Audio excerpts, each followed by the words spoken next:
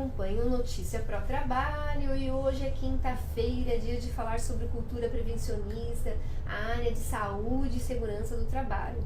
Bem, o entrevistado de hoje, ele tem uma empresa chamada Mais Segurança, ele foi uma indicação do Marquinhos, nosso beijo, amigo lá do Sintesp, foi ele que juntamente com o seu Armando nos apresentou porque falou que ele tinha um trabalho diferenciado. Bem, para esses dois grandalhões da área de segurança do trabalhador sindicalista me falar de alguém, algo deveria ter de interessante para compartilhar com vocês, né? Então eu vou pedir para dar um bom dia para vocês, o Cláudio Roberto Casola da Mais Segurança. Bom dia! Bom dia! Eu vou chamar de Casola, pode ser? Caçola. Caçola? Ai, Caçola, dislexia. Então é melhor chamar de Cláudio, será que eu vou engasgar? Caçola. Cláudio Roberto Caçola, bem coisa de dislexia, troca os nomes. Não tem problema, Bem, normal. E aí a gente começou uma conversa, né, via WhatsApp sobre as possibilidades do tema, porque o seu Armando falou, o seu Marquinhos falou, mas ele não tinha me entregado o ouro ainda. O que a gente poderia trazer para cá? E aí o Cláudio falou, Regina, eu acho importante a gente falar sobre o acidente no trabalho. Inclusive porque hoje a gente tem duas bases de estatísticas que trazem essa informação de acidente de trabalho e que dão resultados extremamente conflitantes. E nós que atuamos na área de saúde e segurança do trabalho, a gente precisa desses dados, precisa entender esse cenário, até porque a gente vai estar auxiliando as empresas e os trabalhadores a desenharem mecanismos de saúde e segurança do trabalho, que as pessoas tenham qualidade no trabalho. E mais, porque quando a gente fala de trabalho, às vezes a pessoa só acha que é o trabalhador, como se o trabalhador fosse um produto descartável. Como se o trabalhador não fosse realmente o coração da empresa. Como se o empregador que não investisse nisso, ele pudesse simplesmente trocar, e fosse mais barato para ele trocar um trabalhador por outro. Né? Existem algumas áreas, por exemplo, como a área de metroviários. Imagina o tempo que é para você formar um maquinista de trem ou de metrô. Não se forma em 6 meses, não se substitui em 6 meses. Então, quando a gente fala de saúde e segurança do trabalho, a gente está falando, para muitos empresários, gestores públicos que nos assistem, a gente está falando do seu principal capital, que é o capital humano, que é o capital insubstituível, que é o capital vida. Falei besteira, Cláudio? Fora eu falar o caçola errado, né? Falei besteira. Muita gente confunde. Mas a dislexia que troca muito o nome, o público já até, quem acompanha já até sabe, né? E perdoa em razão da qualidade do restante da Esse informação nome que vem junto. Ninguém sabe se veio da Espanha, se veio da Itália. Nas minhas pesquisas tem origem italiana, né? Mas os meus bisavós eram espanhóis. Espanhóis, caçola. E, Cláudio, então hoje nós temos duas estatísticas aí confrontantes. Vamos falar um pouquinho sobre ela? Quais são? Bom, antes de começar a falar sobre números, né? Uhum. Eu queria citar uma frase que eu julgo muito importante. É uma frase que me impactou muito, apesar do autor.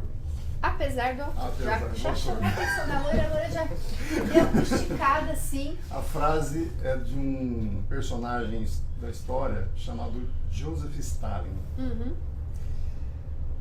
Mas eu não quero falar de Joseph Stalin, eu quero falar da frase.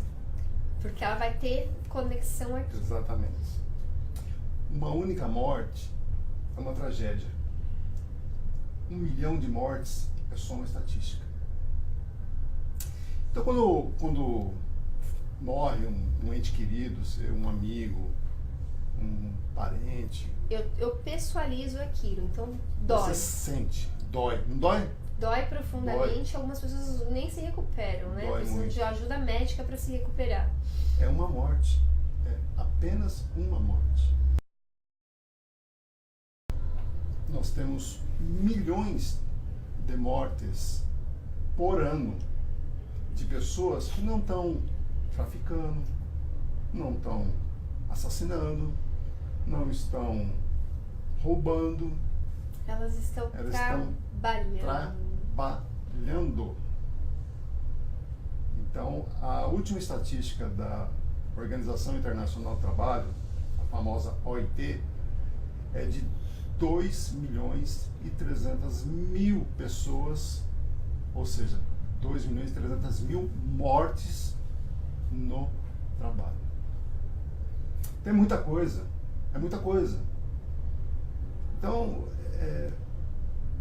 o que os nossos governantes, o que as entidades voltadas para a segurança do trabalho acham disso?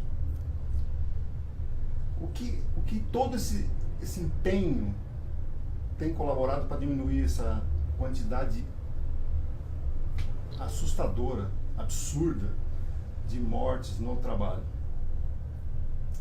Então é disso que a gente precisava falar. Esse é o tema que a gente tem que trazer a reflexão. Eu confesso que eu fico assustado com os números, apesar de que passa tão desapercebido, né? Para muitas pessoas nem se incomodam com isso. Como é que está no Brasil? Como é que está essa situação no Brasil? Qual ranking a gente ocupa? Acreditem, consegue ser pior que a economia. Então, eu vou te dizer que, infelizmente, o Brasil voltou a ser o campeão mundial em acidentes do trabalho. E quando a gente fala em acidentes, a gente divide em algumas etapas, né? A gente tem os acidentes de morte, que foi o que a gente já abriu o programa, ou seja, morreu. A família perdeu o pai, a mãe perdeu o filho. É uma tragédia, né? É uma tragédia. A avó perdeu o neto, né? O empresário perdeu o trabalhador. Sim. Se permitiu perder o trabalhador, porque é complicado a formação de um trabalhador. Mas a gente também, fora isso, sem a gente contabilizar a quantidade de que ficam incapacitados para a sua atividade. Ou para qualquer outra atividade. E o acidente de trabalho, ele parece que ninguém se incomoda com isso, com esse tema. Ninguém está preocupado se as pessoas estão sofrendo acidentes. Parece que isso não me diz respeito. Até acontecer contigo. Mas diz respeito mesmo que não aconteça contigo. Por quê? Porque o acidente de trabalho, além de ser trágico, ele tem um preço, tem um custo social e muito alto. O país está sofrendo financeiramente com o acidente de trabalho.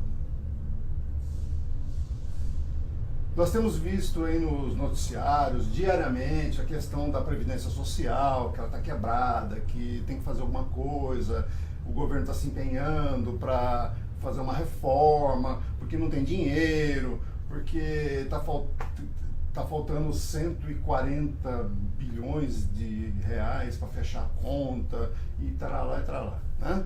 Isso aí todo mundo está vendo todo dia, né, na mídia, aí na TV, no rádio, enfim. Boa parte desse rombo, ele provém do acidente de trabalho. E ninguém toca no assunto. Todo mundo fala em reforma da Previdência e não sei o quê, porque é o aposentado o culpado. É o aposentado o culpado. Não que não tenham muitos aposentados que tenham parcela de culpa nesse rombo, nesse déficit da Previdência. Claro que tem, né? Muitos marajás, né? Enfim, mas a gente não vai entrar nessa seara. Nós vamos conversar sobre o acidente de trabalho contribuindo para esse déficit da Previdência Social. Por quê? Porque quando a pessoa se acidenta, o acidente muitas vezes ele é grave e ele incapacita a pessoa permanentemente. A pessoa fica totalmente incapacitada para o trabalho. E quando a pessoa está totalmente incapacitada para o trabalho, isso significa o quê? Que ela não vai conseguir desempenhar nenhuma outra atividade. E não resta outra alternativa senão a aposentadoria. Anualmente nós temos centenas de milhares de trabalhadores se acidentando nessa condição. E eles estão se aposentando precocemente. Fora o crescente número de aposentadorias que as pessoas estão vivendo mais. E com isso tem mais pessoas se aposentando. Sim, ficam muito tempo aposentadas, né? Elas não morrem logo, né? Elas ficam muito tempo recebendo esse dinheiro mensalmente, né? Mas essas pessoas se aposentam tardiamente, se aposentam com 65, 70 anos. Agora, o acidentado, ele pode começar a perceber essa aposentadoria por conta do acidente precocemente, com 20 e poucos anos, 30 anos. E aí ele vai ficar muito mais tempo recebendo esse valor mensal. E Cláudio, a gente fala muito aqui no Notícia, eu gostaria de ouvir até a tua opinião sobre isso, porque o Cláudio já teve várias outras vivências também profissionais, até abraçar há alguns anos, 8 anos, né, Cláudio? Essa área de saúde e segurança do trabalhador, que hoje, inclusive, a questão do acidente, antigamente era muito o indivíduo, né? Você colocar o IPI, a luva, a bota, o chapelão, o protetor solar, antes era muito o indivíduo, né? E hoje, cada vez mais, a gente vem ouvindo de outros prevencionistas, então eu queria te ouvir, sobre a prevenção coletiva. Exatamente. O que é mais eficaz do seu ponto de vista para a gente trabalhar em termos de até uma campanha, uma sensibilização do gestor público, do gestor privado, do gerente geral que acompanha esse processo, do recursos humanos que está ali nos assistindo? Como é que a gente migra disso? Porque já foi um processo que mais parecia um empurra para o trabalhador a culpa, dou o IPI, o cara não usa, do que efetivamente você fazer a máquina de uma forma que mesmo que ele vá colocar a mão, e hoje a gente tem tecnologia para isso, a máquina para. Até porque, em razão do grande desemprego no nosso país e dos desesperos que haviam, e sei lá o que colocavam na cabeça dessas pessoas, era muito comum, a gente ouviu muitos casos de pessoas contratadas por temporário na véspera de ser desligado de encerramento do contrato, propositalmente ferir. Ah, que absurdo. A gente não quer acreditar, mas tá aqui 2 pessoas do meio que sabem que rolou esses casos também. Né? Tem uma amiga técnica de segurança na área de alimentícia, por exemplo, que quando acabava a história dos panetones ia acabar, era nego pondo a mão na máquina toda hora. Então ela teve que encarar como técnica, chamar para si, ir lá falar com o dono da fábrica de panetone, não vou contar quem era, né? E falar assim, olha, ou o senhor faz um plano de carreira aqui e coloca temporários, principalmente nesse tipo de atividade que tem mais risco, você coloca efetivos, ou o senhor, sinto muito, não tem milagre que eu vou fazer enquanto CST, porque só essa semana foram 5 dedos. O primeiro eu quase desmaiei, depois o terceiro eu já tô pegando com calma, colocando no gelo, porque eu já vi que não era nem o que eu estava ministrando aqui. Então os meninos estão rindo aqui por trás, a gente ri pra não chorar. Porque imagina o desespero de uma pessoa também para enfiar o dedo numa máquina. Né? Eu já ouvi algumas histórias nesse sentido, mas assim, é inconcebível a gente pôr no trabalhador. O trabalhador se acidentou porque quis, né? Deliberadamente. Enfim, é uma coisa meio estranha isso, né? Imaginar que uma pessoa tenha coragem de se lesar, se mutilar, né? Se mutilar, perder um membro pro resto da vida, né? Propositalmente, né? Mas você falou na questão do EPI, e eu vou dizer para você o seguinte: o EPI virou o símbolo da segurança do trabalho. O EPI, o equipamento de proteção individual, se tornou o símbolo da segurança do trabalho. Isso, no início, talvez tenha tido um certo valor. Até o maior símbolo da segurança é o capacete. E muitas vezes se cobra do trabalhador o capacete num lugar onde não vai cair nada na cabeça dele, a não ser chuva.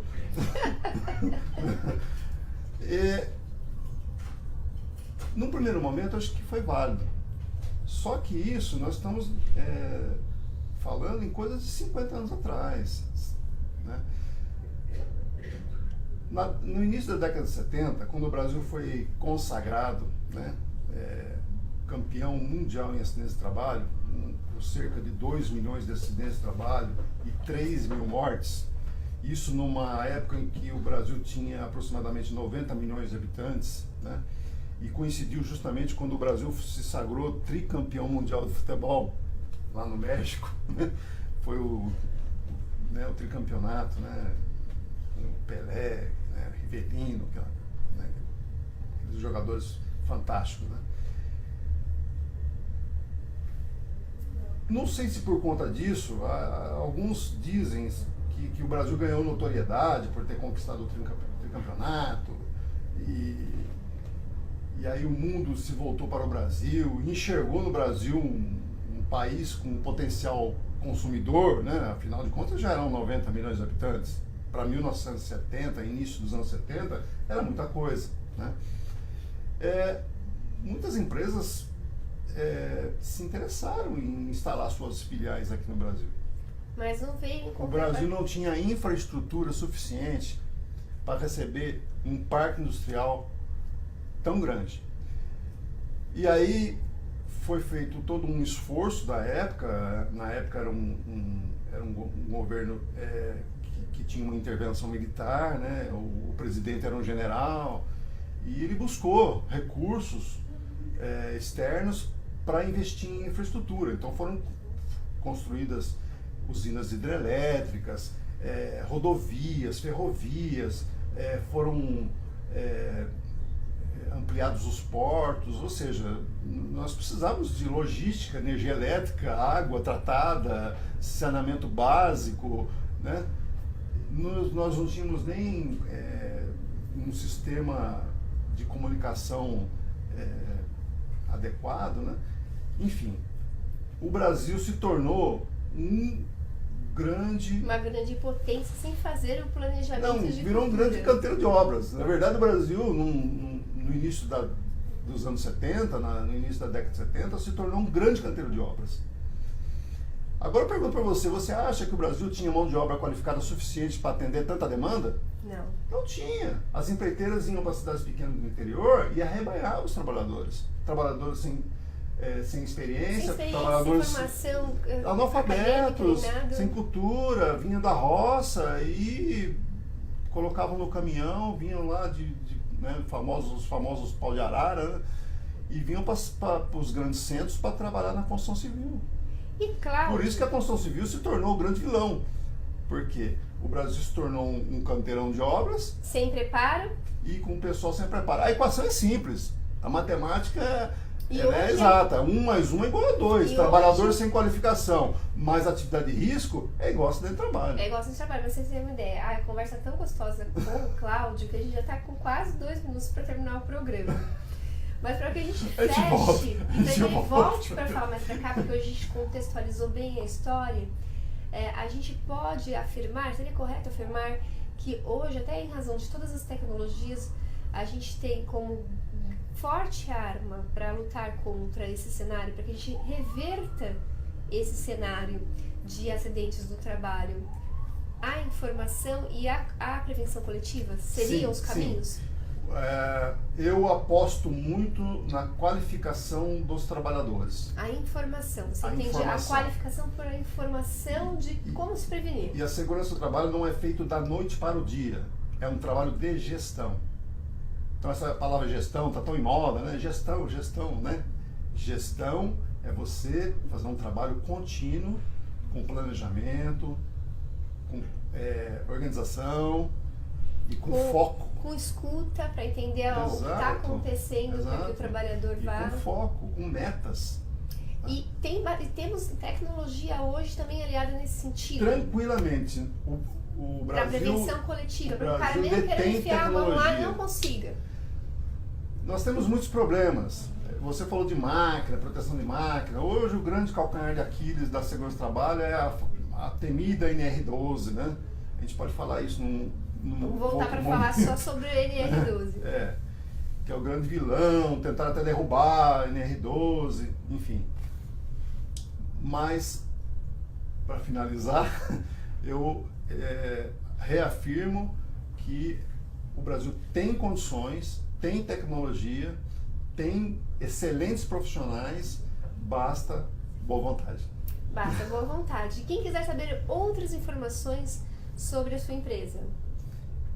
Nós temos um site na internet, o www.maisseguranca.com, Mais Seguranca com S só, e nosso telefone é DDD 11 3422 2996. E aí tem um timaço de engenheiros também preocupado com essa questão, a esposa do Cláudio também, que dá todo um assessoramento, colega de comunicação, nosso beijo a ela. A sócia. Né? A sócia também, né, nesse sonho de fazer que o trabalho seja mais tranquilo. Combinado a voltar para falar melhor sobre a NR12 e as novas tecnologias que esses engenheiros que são do teu time estão trazendo para a prevenção coletiva? De repente você traz um amigo engenheiro junto? Posso trazer, com certeza. O que vocês acham? Coloquem nos comentários aí. Se você quer ser apoiador cultural do Notícia Pro Trabalho, entre em contato através do noticiaprotrabalho.com.br. Notícia singular, tá? Que o pessoal acha que é notícias, não, é notícia singular, protrabalho singular.com.br. Lembrando que não basta só ter o dinheiro para apoiar culturalmente, não. Tua empresa, o teu negócio tem que ter uma ação voltada com a nossa cultura aqui do Notícia, que é voltada para a questão da diversidade, da inclusão, da responsabilidade social, do empreender sim, do ganhar dinheiro sim, mas do ganhar dinheiro, ter lucro com responsabilidade social. Quero agradecer a toda a nossa equipe por essa produção. Beijo de novo ao seu Armando e ao Marquinhos que indicaram e me apresentaram. Um abraço. O áudio, que hoje trouxe tanta riqueza de informação durante e antes da entrevista. E é Deus Pai Todo-Poderoso que a gente possa aqui continuar à frente dessa ferramenta de comunicação, levando informações que transformem. Tchau! Tchau!